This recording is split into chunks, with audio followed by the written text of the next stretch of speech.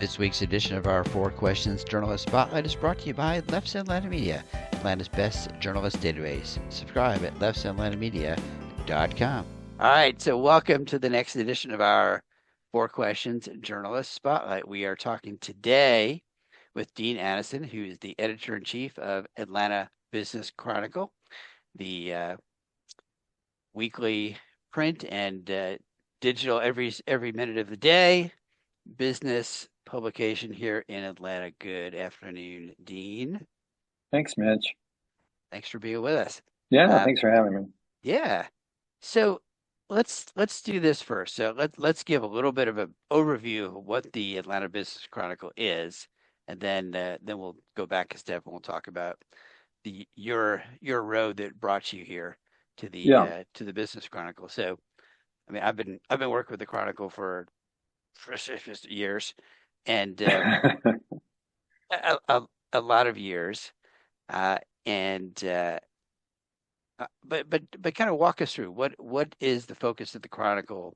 Okay. Where do people find the news, all that kind of important information? Yeah. So, the Chronicle is a business publication for business people. It's business news for business people, or perhaps, entities that serve or work with business. We're part of a larger chain, American City Business Journals. But, and we do get a lot of help from the company with data and things like that. But, each of the papers is very different and pretty independent. I think the Business Chronicle dates back to, I believe, 1978.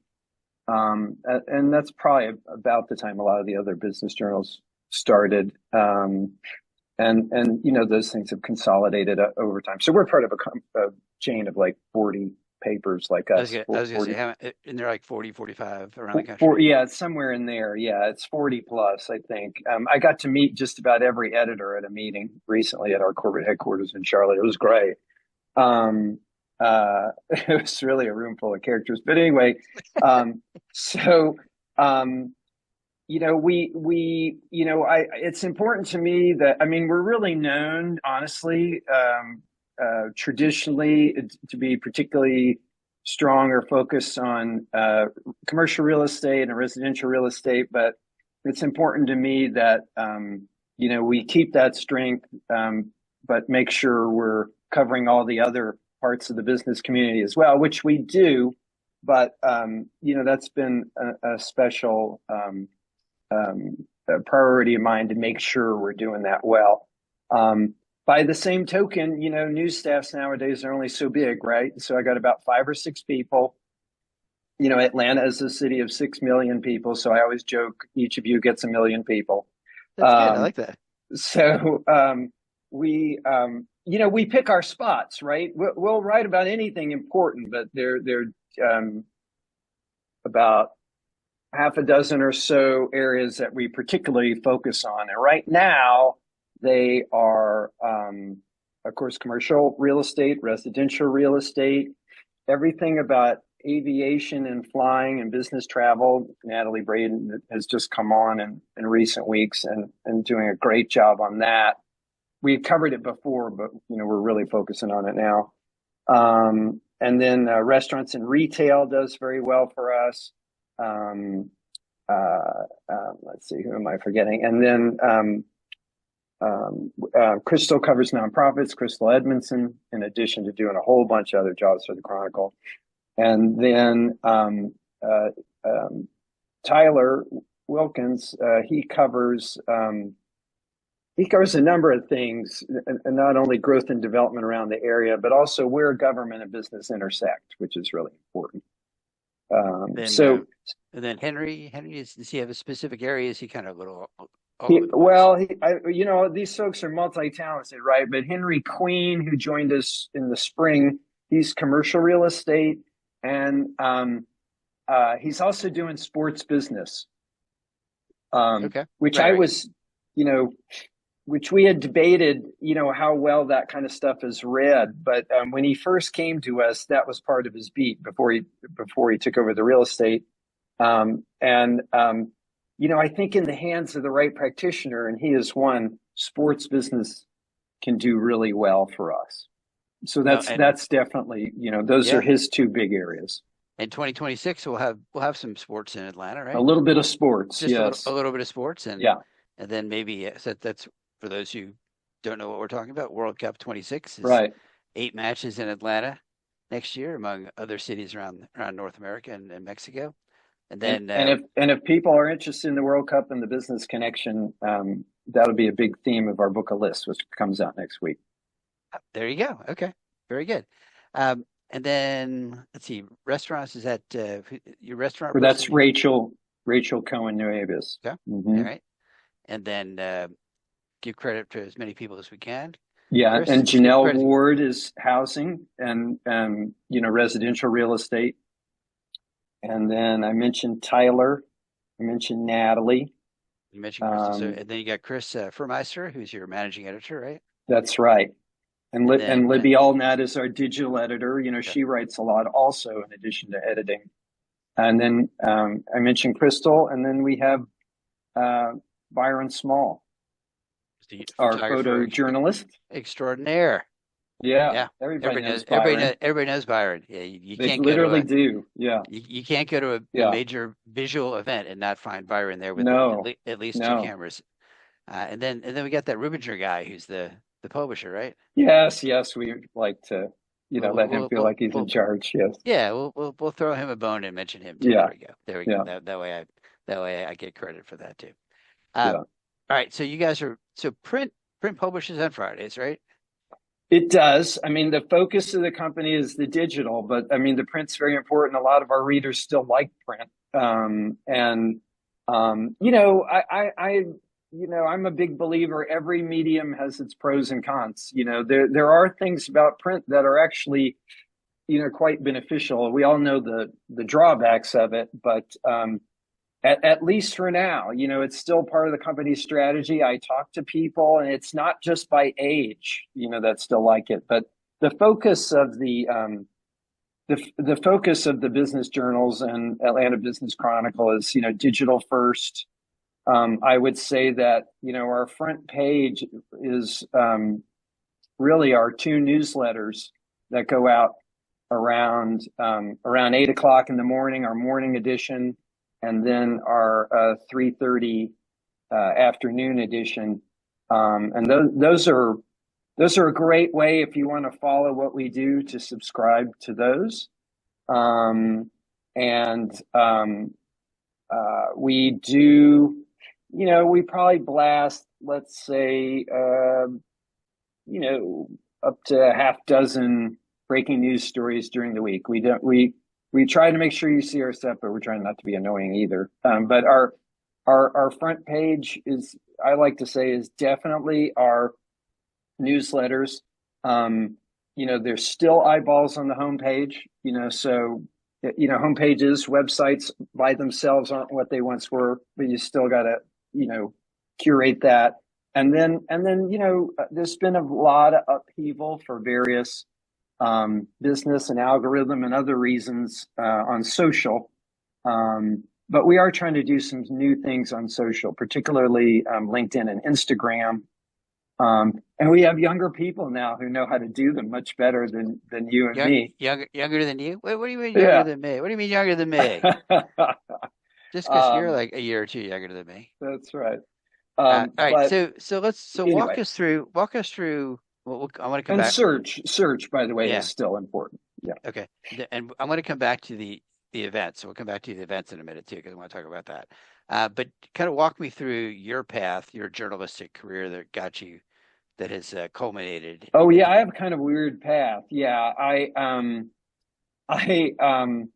so I always credit, like, I don't even know who this person is, but someone gave, and it doesn't sound like a lot of money, $3,000 to my high school toward restarting the school newspaper. This was at the old North Fulton High, which is now, after merging with Northside over the years, it's North Atlanta.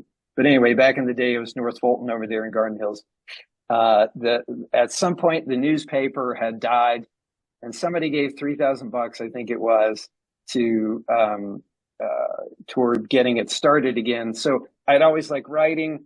That got me interested enough, and so I got some journalistic experience at the high school newspaper. Then I went to Emory, and that experience that got me interested enough to sign up for the Emory Wheel, which I didn't even know what I was doing. But as anybody knows who's worked at their college paper, there's always plenty of work to do and no bodies. So if you just show up, you'll Right. probably end up being an editor in 5 minutes. So that was enough to get me thinking, well, this could be a career for me because it's all the things I like, talking to people, writing. I liked the reporting, which not everybody does. Some people like reporting, some people like writing, but you kind of have to like both for it to work long term. So that got me interested enough to go get my master's at Northwestern. And then I thought I was going to be like political reporter or something. It never, ever occurred to me to get into business journalism, but I was, I was out of school and desperate for a job, and I was applying all over. And I knew, a couple of our old classmates were at the Business Chronicle, and they said, well, you should apply here. And I went and talked to Anita Sharp, who was the editor then, and she looked at me and she's like, I don't want you to think I just hire anybody out of school. And I'm like, I don't think anything. I just want a job, So I didn't know what that meant. But she ended up hiring me at, what is now a paltry sum, but then seemed not bad. No, So it probably seemed paltry back then too. yeah, Yeah. well, it would have been worse if I had gone to the paper in Palatka, Florida, So I took it, even though I didn't know boo about business. I'm the least business-minded person, especially then. But I took it because I heard good things. I was going to get to be in a bigger city as opposed to going to a tiny town where a lot of my classmates were having to do. Not that that's bad, but It's different. Yeah. yeah. And I said, I'll do this a year and then go get the kind of job that I was really planning to do. But it turned out I really liked it. So I ended up with some beats that were really hot at the time. Like I had the healthcare beat during the whole Hillary care thing. And there was a huge, not unlike a couple other times since then, including almost right now, there's big convulsions in the healthcare market, big debate in Washington leads to changes all over the markets all over the country, blah, blah, blah. So I ended up working at the Chronicle 5 years. I decided the business thing is what I liked. I jumped to American Banker, which is a different kind of niche publication, in financial services. And I went to Washington, I covered regulatory agencies, and then I covered Congress a few years. And then I ended up being the bureau chief like 5 years. And then I came back here as assistant editor at the Journal-Constitution, which was a crazy time because, that's when, my gosh, there were several major, climate change type incidents. The economy fell apart. All the banks started failing. So there was a lot for us to do in those. I think the Braves were sold at that time. A lot happened in the 4 years I was at the AJC. I remember there was a couple of years when there seems like every Friday there was an announcement of a bank failure or bank closing. Oh yeah, there are definitely those periods. Yeah, and it'd be like every Friday at like 4 o'clock they would. I mean, when we were at American Banker, you go through these periods where there are none, and then there are these periods like then, that 2007, 8, 9 period, particularly 2008 and 9, where, you're there every night. And that was true. That's nationally, but it was true for, folks that had to cover banking for the AJC, for the business section, really, in Georgia. There were a lot of failures here because they were small banks that were vulnerable.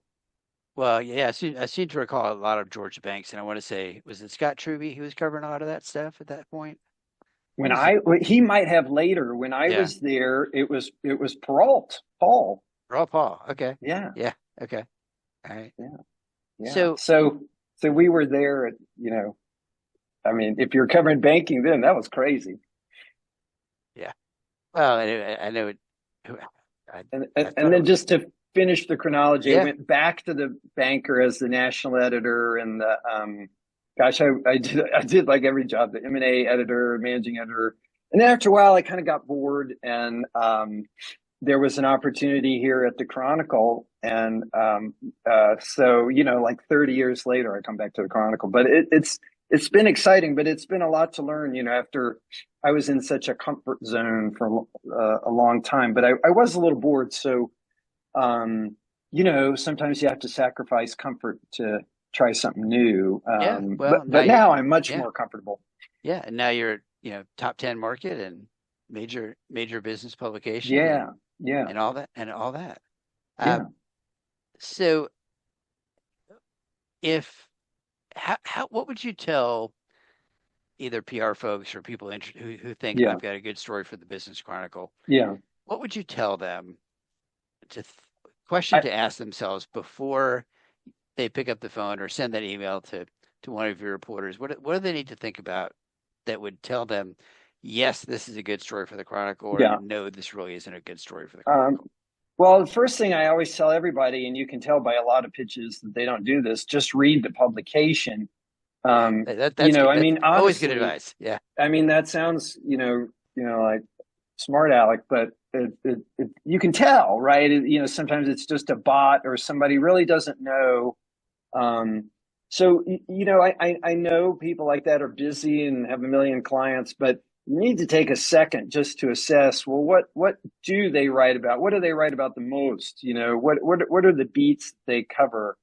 Um, and my advice is, keep it as short and to the point and factual as it can be. You get to know the reporters, but like if you're pitching something in a certain beat or a certain sector, it's way better to get to know the reporter who covers that than go through me because I get a lot of stuff in my inbox. Not yeah, that people aren't welcome to. I mean, I get a lot of tips myself, and I forward them to the right place. But you'll save yourself some time if you figure out who that person is and find some way to get to know them. And sometimes it's hard, right? Because a lot of people are trying to get their attention. Um, I think you have to know what we cover too. We're very news oriented. I have people pitch us a lot of stuff that we don't do. It's not that we don't do features, but we're very news oriented. And it has to have most of the time a time hook, and something that you can kind of explain in, our very short email headlines. Not that we're afraid to do hard things, but, I get pitched book reviews and featurey things with no time hook at all. And they just, it's not that we never do that, but it's just not as great a fit, yeah, yeah. So let me, while I'm thinking about it, you guys used to do, and this may precede you, kind of Yeah. a contributed Yeah. column kind of thing. It seems like I haven't seen that lately. Like guest Like pieces. yeah, I think it was called Viewpoint or something like that. Yeah, no, we don't do anything Yeah, like that right now. Yeah. okay. I didn't think so. I I've been involved in a lot of those over the years at different places. I don't know what the experience was here. I mean, I've heard a little bit, but that was a while ago. My thing on that is unless you're really being provocative or being to the point, um, I don't think a lot of that stuff performs as well online. It really Yeah, had its place in print publications where it was in a special place and you came to expect it. But, you know, you could make it work. We could do it, but then my experience with that sort of thing is you have to devote somebody to soliciting good material, editing it hard, or trying to convince people who really don't work for you that they need to improve it a little bit, which is hard, right? Because they don't work for you. And Well, that's yeah, of my limited labor. That's not where I want to put it right now. I'm not yeah, saying we never will, but that's yeah, my attitude and on that. yeah, as with any publication, Chronicle's gone through phases. I mean, there's been like personal Q&A kind of sections and the viewpoints over the years, and yeah, things, everything. People always talk to me like, "Oh, the HAC should do this section about that." It's like, well, they used to, but now they don't anymore. They Yeah, did that. yeah. I They did mean, that 15, 20 years it ago, and then not today. it a couple of times I was like, gosh, why can we not cover all this and that we used to? And I rebuilt the old newsroom in my head from when I worked here the first time, and I realized it was like 14 reporters, Four times its and size. I'm Yeah, not yeah. crying poor because there's not a business that we cover. There's not a person of the two people listening to this. Neither of them uh, have not been somewhere that isn't smaller than it used to be. And Right, there's a lot of right. good reasons for that. But it does lead to different choices. All right. So, what are some topics that you guys are looking at that you want to be covering in the near future? Some Yeah. issues driving the world of business in Yeah. Atlanta. Well, I'm still interested in tariff impact. We were discussing this yesterday. Um, uh, uh, tariffs and inflation, but particularly with tariffs, we were discussing that um, that's been such a huge topic this year. And I think, you know, maybe perhaps some readers and some media are going to kind of get bored with it, but I think we might not see some of the full effects until 2026. If they continue. I mean, it's a fast changing world. Some things might be rolled back, but I think some businesses are trying to eat some of it right now, and I've got to think that's hard to do over the long Yeah. term. Well, yeah, And definitely yeah. there have been impacts. I mean, we have reported entities that have laid off people that say they are affected by, um, inflationary pressures or tariff pressures. I think Newell was one. I think, Carter's has announced some layoffs. We were covering Coke the other day, and not that they've laid anybody off that I know of, but um, they were talking about the financial pressures on the consumer, who they have, the pulse of. So anyway, not to belabor that too long, but I think that will still be a topic next year. The question is how to keep it fresh. Right. Well, Um, and some of the economists that we work with have said two things. Yeah, yes, companies have been trying to eat the tariff costs this year, but they've also front loaded a lot of purchases from overseas at the beginning of the year because they weren't sure where the tariffs were going to be. Uh, yeah, the economists and would say stocked that. up on that inventory, you mean? Right, exactly. Yeah. Yeah, yeah. Hmm. I mean, the economists would tell you the biggest enemy of uh, growth in any business is uncertainty. So Yeah. when companies are uncertain about what their products are going to cost, what their imported pieces of Yeah. their product are going to cost 6 months or a year from now, they gotta stock up on it now, and they're not going to hire more people. They're not going to make that investment in capital.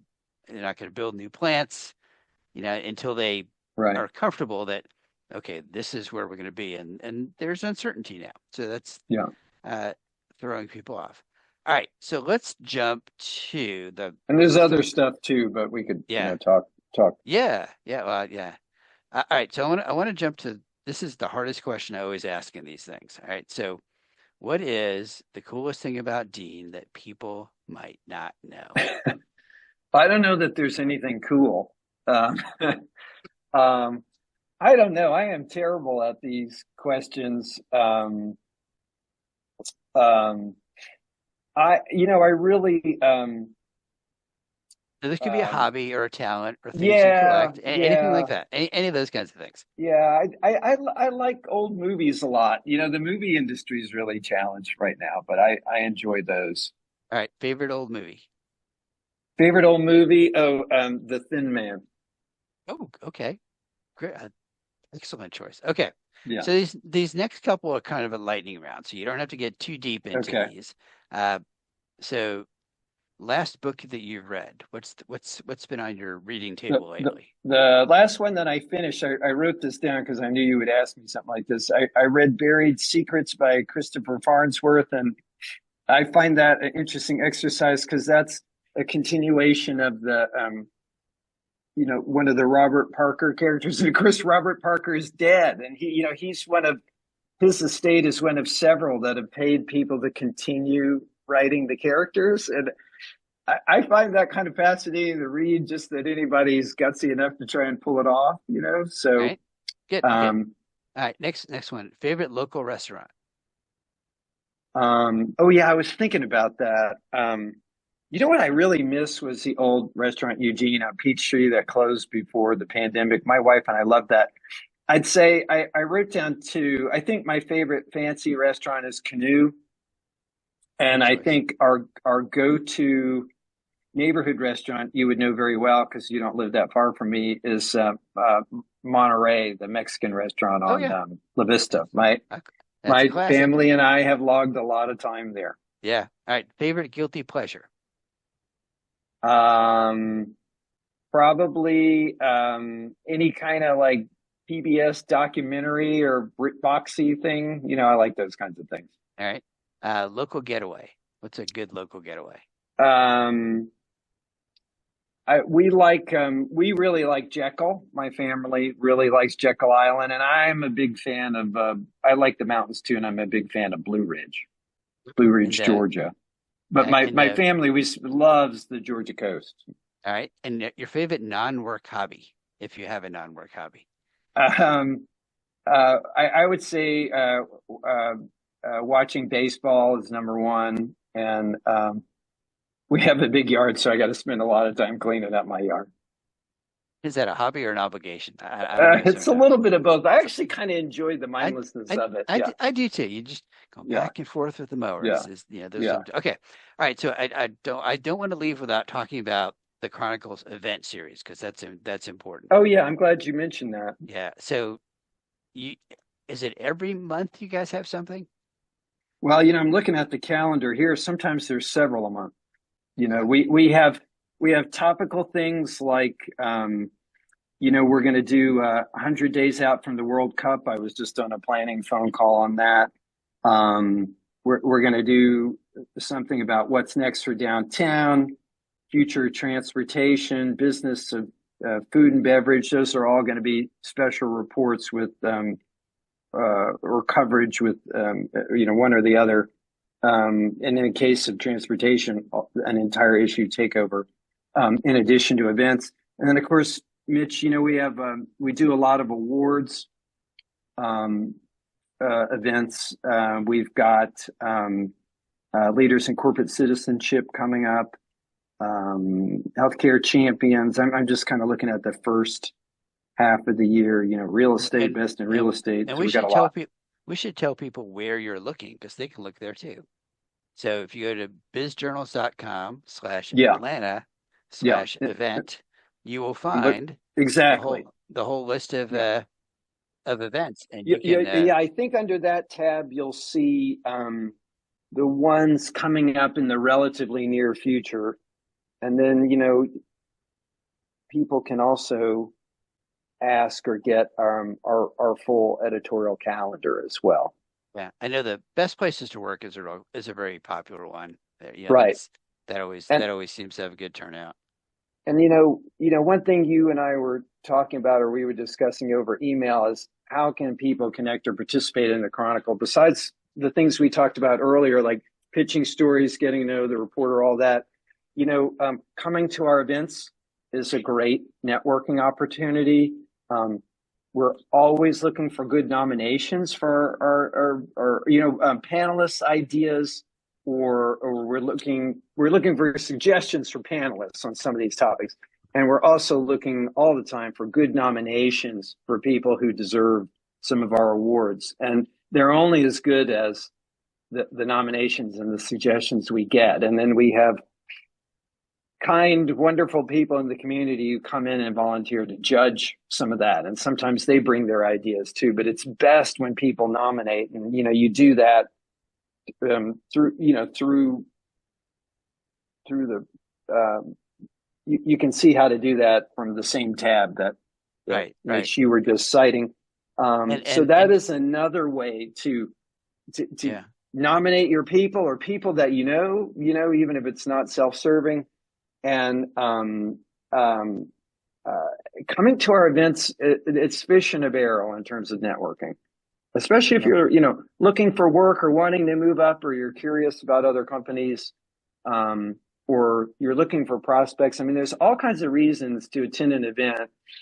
And even in today's world where people do a lot of what we're doing right now instead of meeting in person, it's remarkable how many people show up to these things, and just how how powerful it all is. I'm really amazed at the buy-in we get on those. well, and I tell PR folks, if you see one of these events and it's focused in a certain area, check with that reporter and say, are you going to be at that one? Because I think the beat reporters, I find is more likely to be at the events that are kind of on their beats and say, Exactly. hey, Yeah. I'm Yeah. gonna go to this event. Right. I want to say hi There, while we're there. there, some of our largest events, you'll see or should see the whole staff. But yeah, the ones that are more specific, yeah, you'll see your beat reporter there. And I, in turn, encourage the beat reporters to identify some people they know are coming to the event. Or if they're talking to somebody, say, hey, if you come, we can meet, Right. or talk, and that can lead to other things. So that's really powerful, even in today's world of electronic communication. Yeah, I mean, there's nothing that beats meeting a person face to face, in person, No, you and I were shaking talking hands. before this Yeah, started. I met completely coincidentally somebody at an event you hosted, you organized, and that led to me meeting some important executives I had never met, because I met someone that worked for them and they set up the lunch, and it was yeah, completely yeah. serendipitous. Excellent. All right, Dean, anything I forgot that's important that we should mention? We mentioned Rubinger, so we're covered there. Yeah, yeah. Um, I said he was a fine publisher. you Yeah. did say that, and I emphasized and agreed with that. So we're both covered there. That's good. Youthful, dynamic leader. Is he sitting there watching you? No, luckily, no. No, he's working off site today. Very good. All right. So we have been talking with Dean Anason, the editor of Atlanta Business Chronicle. Thank you so much, Dean, for being with us today.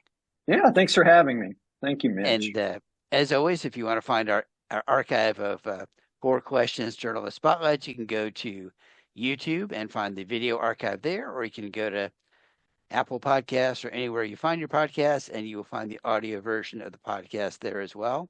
And as always, if you're looking for the Leff Atlanta Media database of Atlanta-based journalists, go to leffsatlantamedia.com and click subscribe today. That gets you the database and gets you access to our monthly Mitch's Media Musings newsletter and all kinds of ways that you can be a better communicator and reach out to folks like Dean in a much more effective manner.